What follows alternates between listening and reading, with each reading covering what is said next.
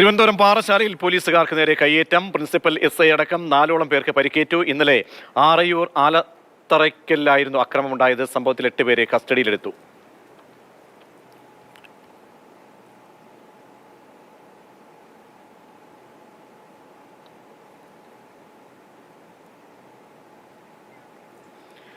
രാഹുൽ ജിനാഥ് ചേരുന്നുണ്ട്. രാഹുൽ, ഈ തീക്കട്ടയിൽ മുറംഭരിക്കുന്ന എന്ന് പറഞ്ഞതുപോലെ പോലീസുകാർക്കും രക്ഷയില്ല.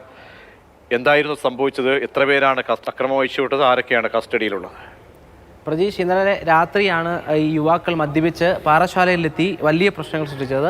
നാട്ടുകാരെ ഭീഷണിപ്പെടുത്തുന്ന ഉൾപ്പെടെയുള്ള കാര്യങ്ങളുമായി അവർ മുന്നോട്ട് പോയി. അപ്പോഴാണ് നാട്ടുകാരാണ് പോലീസിനെ വിളിച്ചറിയിച്ചത്. അത്തരത്തിൽ പാറശാല പോലീസാണ് സ്ഥലത്തെത്തിയത്.